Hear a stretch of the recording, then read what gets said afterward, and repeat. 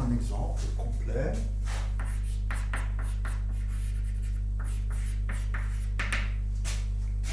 Qui est le calcul de la transformée de Fourier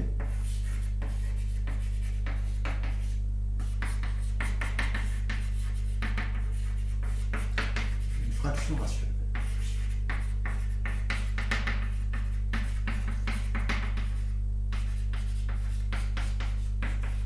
Donc, P sur Q, PQ de polynôme. Et pour pouvoir faire ça, il faut que cette chose-là soit dans L1 ou L2. Et pour cela, la première chose, c'est que d'abord on va supposer que la fraction est réduite, c'est-à-dire qu'il n'y a pas de zéro commun.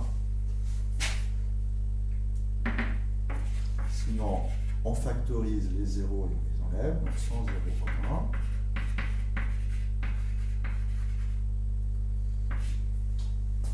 Et à partir de là, si on a un 0 de Q, c'est-à-dire un pôle de la fraction rationnelle, qu'est-ce qui va se passer? Si ce pôle est réel, autour de ce polynôme, mettons x0, ça va être équivalent à P de x sur x moins x0 à la puissance k, au k c'est l'ordre, fois dérivé km de q en x0. Donc ça va être équivalent à une constante sur x moins x0 à la puissance k qui n'est pas intégrable. Et donc, la première hypothèse, c'est que q n'a pas de zéro réel.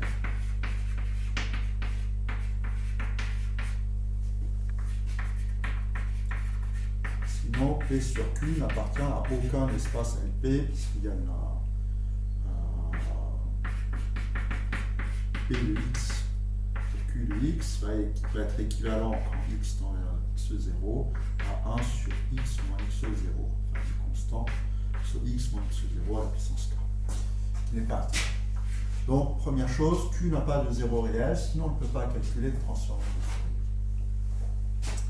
La deuxième chose, c'est qu'on veut toujours être dans LP, et donc il faut une fraction rationnelle. Elle va tendre vers l'infini si le degré de P est strictement plus grand que Q. Elle va avoir une limite s'ils sont au même degré, et qui n'est pas zéro. Et il faut donc que le degré de Q soit plus grand strictement que le degré de P, c'est-à-dire au moins égal au degré de P plus 1. Et dans ce cas-là, on va avoir Q sur P. Alors, en plus, l'infini, si on a ce degré, c'est de l'ordre, si on a un degré de P plus 1, on va avoir du 1 sur X, et donc, ça va être dans L2. R, et puis même dans L1 de R, si le degré de Q est plus grand que le degré de P plus 2. Alors, chose sur laquelle je n'ai pas encore insisté, mais la transformée de Fourier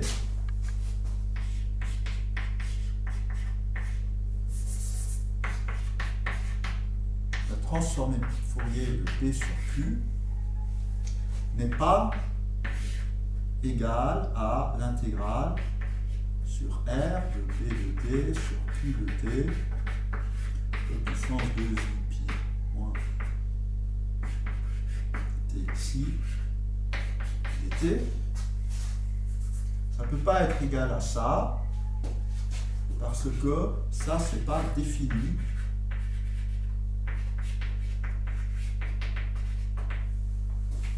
Ce n'est pas défini, tout simplement, dans le cas où degré de Q est égal à degré de P plus 1, parce que cette fonction-là n'est pas intégrable. Et donc rien ne vous garantit que cette chose-là soit définie. Et par contre, la transformée de Fourier existe, et c'est la limite de quelque chose pour lequel ça c'est dans L1, et pour cela il suffit de tromper. Parce que être dans L2 de R, c'est être localement dans L1. Donc l'intégrale de moins R à R de P de T de T puissance moins 2 ici. Ça c'est parfaitement défini. Et c'est une limite dans L2 de R. Ce que j'utilise ici, c'est que ça c'est dans L1, inter L2, ça tend vers P sur Q dans L2.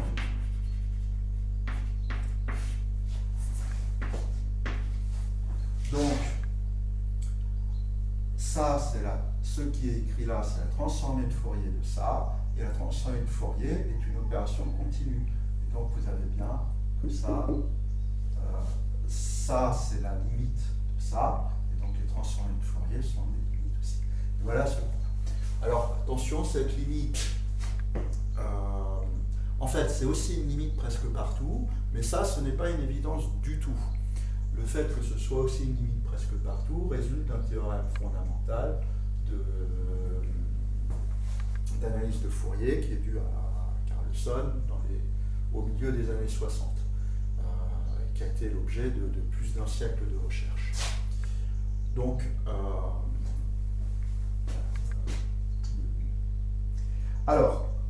donc il va falloir calculer ces transformées de Fourier, sachant qu'elles sont définies comme ça. Et en fait, nous n'allons pas faire ça, nous n'allons pas déterminer la limite directement, nous allons utiliser un détour. On va commencer par quelque chose de beaucoup plus simple. Un exemple plus simple, ce sont les fonctions suivantes. On va prendre A, un nombre complexe, qui n'est pas réel. Et on va définir EA de T comme étant la fonction E puissance moins AT. Alors ça a le mauvais goût de ne pas être dans L1 non plus, puisque ça va tendre vers l'infini quelque part, soit quand t en module, soit quand t tend vers plus l'infini, soit quand t tend vers l'infini. Et donc, on va dire que ceci, si partie réelle de A est strictement positif,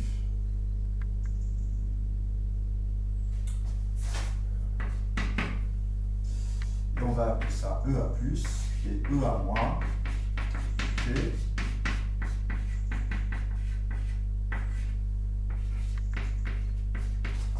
exponentielle moins AT, qu'on ne garde que sur moins l'infini, 0. Si la partie réelle de A est négative.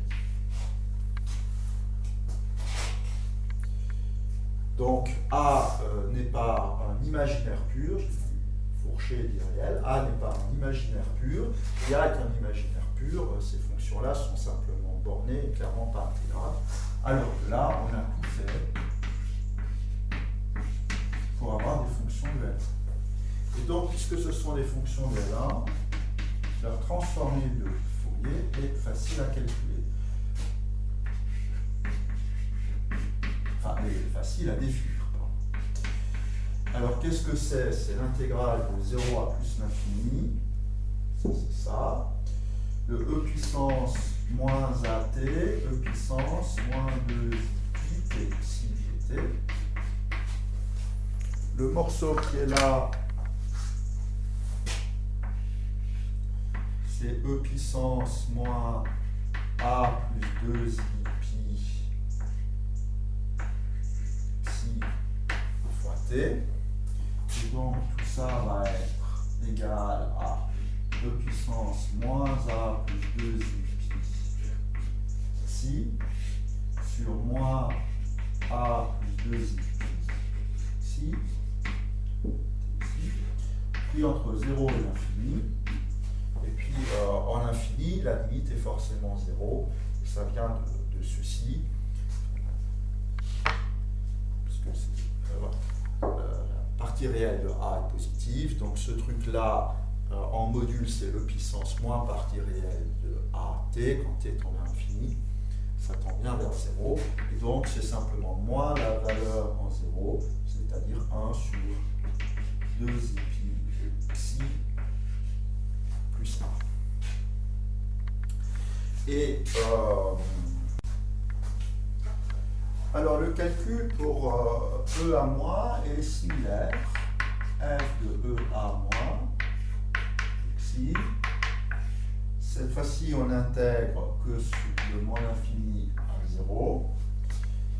On a toujours e puissance moins at, e puissance moins 2 pi xi. Donc ça va être e puissance moins a plus 2 pi xi t.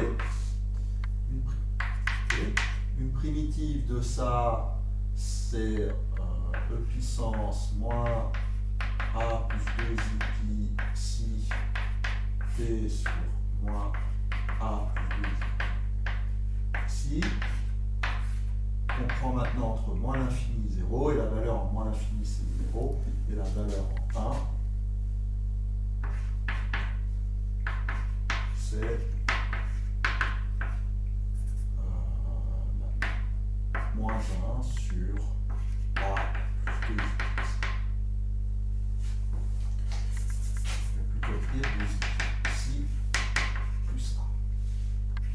Donc, je vais récapituler.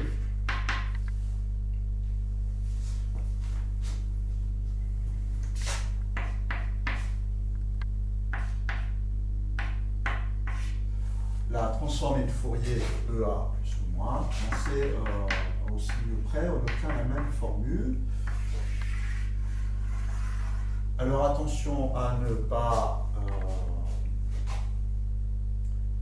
surinterpréter ce qu'on dit.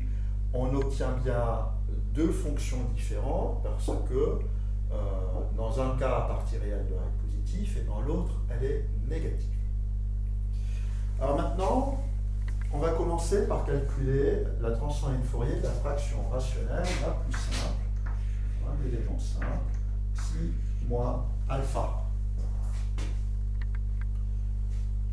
Comment est-ce qu'on calcule sa transformée de Fourier?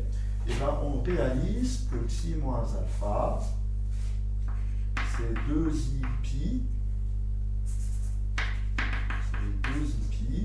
1 sur 2i pi xi moins 2i pi alpha. Et ça, c'est de la forme là ci-dessus, en posant A égale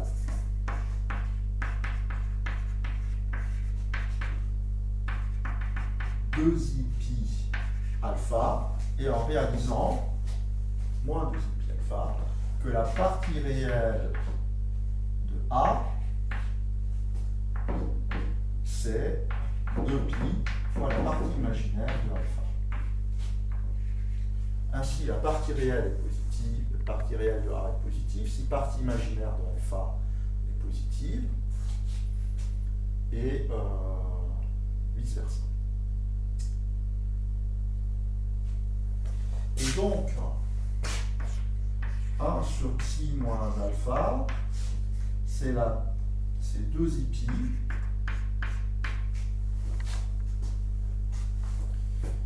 Qu'est-ce qu'on veut? On veut bien plus 2i pi quand partie réelle de A est positive et moins 2i pi quand partie imaginaire de alpha est négative. Et donc, on va mettre ce signe et fois la transformée de Fourier de E a toujours le signe de la partie imaginaire de alpha et le A c'est moins 2i pi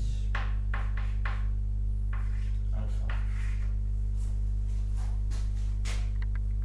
Bon, alors maintenant, si ceci était dans L1, on appliquerait simplement le théorème d'inversion de Fourier et dire que la transformée de Fourier de ça, c'est ça. Le problème, c'est qu'on n'est pas dans L1, on est dans L2, c'est pas grave, on peut quand même appliquer le théorème d'inversion de Fourier. Puisqu'on connaît l'inverse, on applique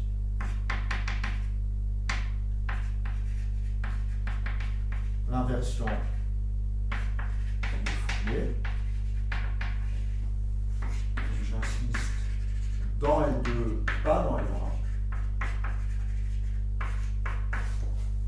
Et ce théorème d'inversion de Fourier nous dit que si je pose epsilon égale signe de alpha, de partie imaginaire d'alpha, alors j'ai 1 sur xi moins alpha et la transformée de Fourier de 2 pi epsilon E epsilon moins 2 pi alpha.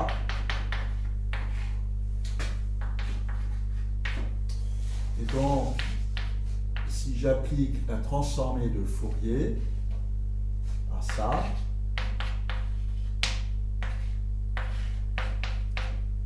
x, c'est la transformée de Fourier de la transformée de Fourier de 2 pi epsilon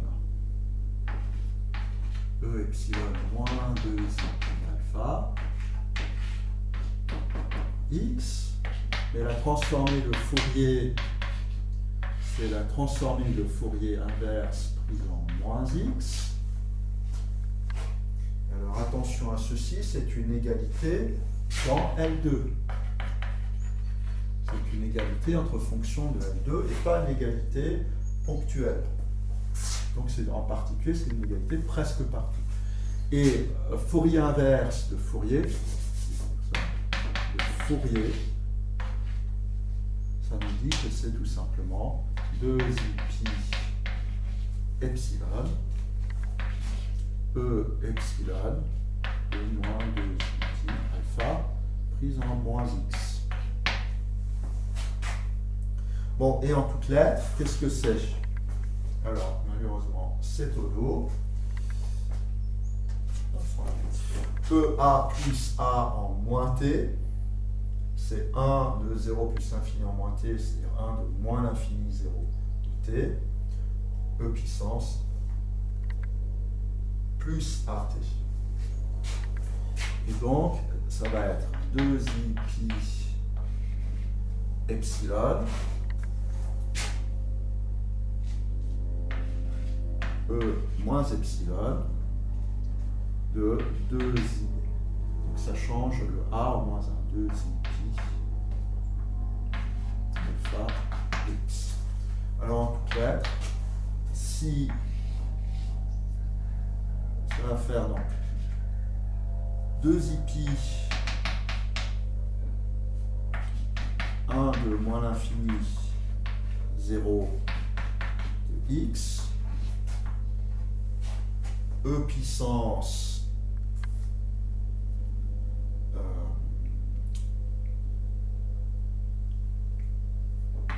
moins 2i pi alpha x, ça c'est si partie imaginaire.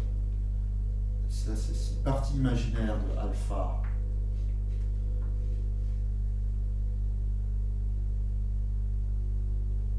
positive, et moins 2i pi, partie imaginaire de alpha positive, oui j'ai le moins, et moins 2i pi, 1 de 0 plus l'infini de x, E puissance moins 2i pi alpha x, ça c'est si partie imaginaire de alpha négative.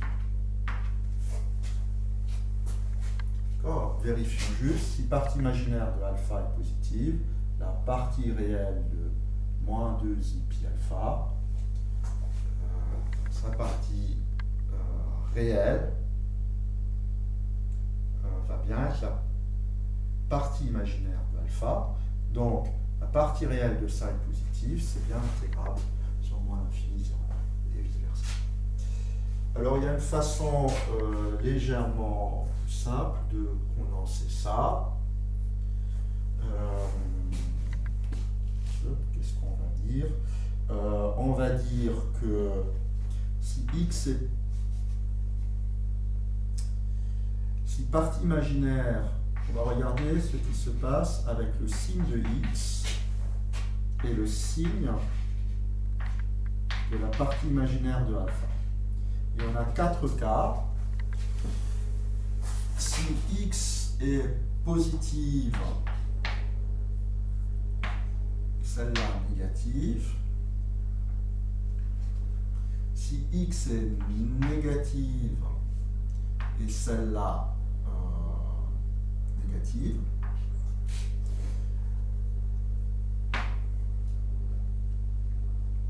si x est positive et celle-là positive, et si x est positive et celle-là si x est négatif et celle-là positive. Alors, ici, qu'est-ce qui se passe? Si x est positif, si x est négatif, on a moins 1, et donc si je fais moins la somme des deux,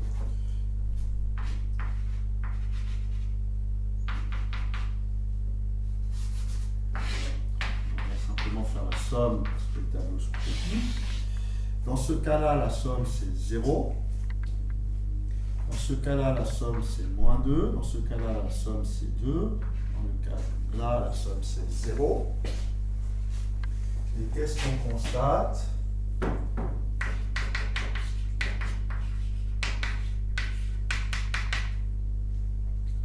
Eh bien que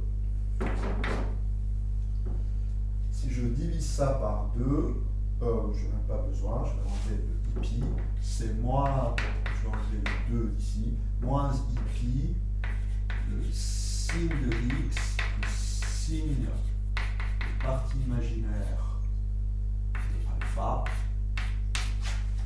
Donc, pour alpha négatif,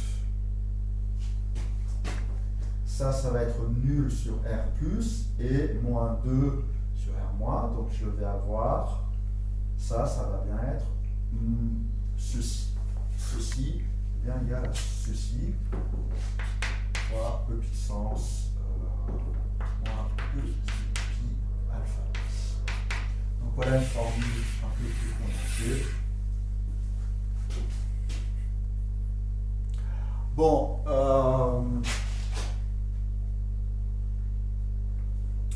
de façon plus générale,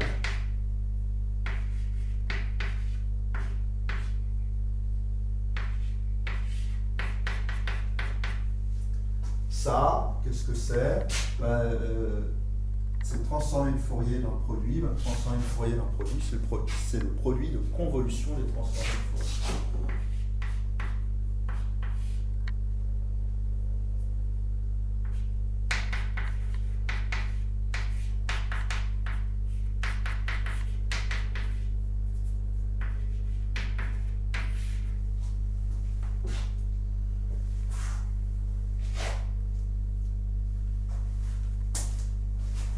Alors c'est un peu plus agréable de calculer ça ici, et ça se calcule explicitement.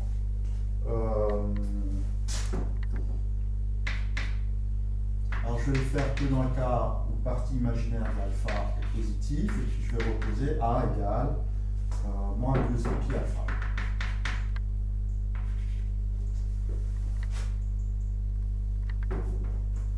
Plutôt A égale 2 pi alpha. Ça A.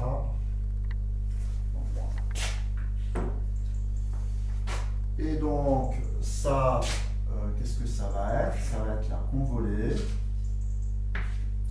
de la première que je vais écrire l'intégrale de moins infini à 0 de e puissance à x chez 2 pi en facteur de chacune des deux, e puissance t à x moins t dt. Ça, c'est e puissance à x, e puissance moins 2at.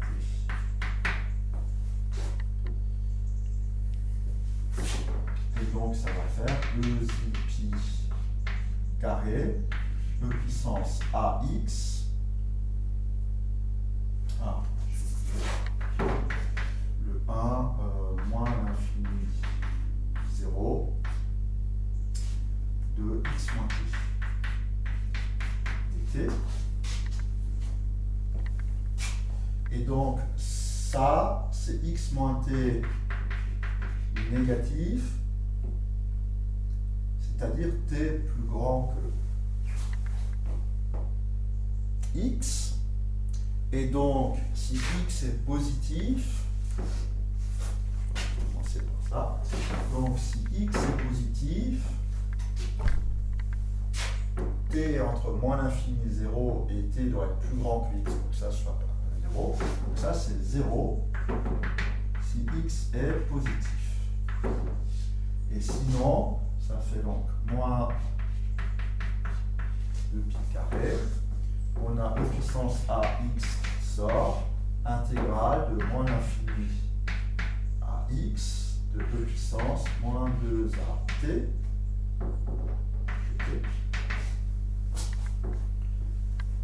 Et ça, c'est simplement moins 1 sur 2a, e puissance moins 2ax. Donc, 2pi carré sur 2a, e puissance ax. Et la valeur en moins l'infini. Donc voilà le calcul pour celle-là. Et on peut continuer. Et de façon générale, une fraction rationnelle, ça s'écrit comme une somme finie de choses de la forme C alpha k 1 sur xi moins alpha à la puissance k. Et donc ça transforme le Fourier va être la même somme, les mêmes coefficients, transforme le Fourier de chacun de ces termes. Et je viens de vous expliquer comment les calculer, puisque ça,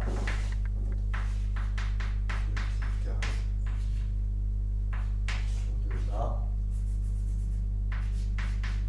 1 moins l'infini 0, x e puissance à x. Vous voyez que sur cette terre, il y a simplement, ça va être un polynôme 1 sur 1. Et donc, voilà comment on calcule la transformée de Fourier d'une fraction rationnelle.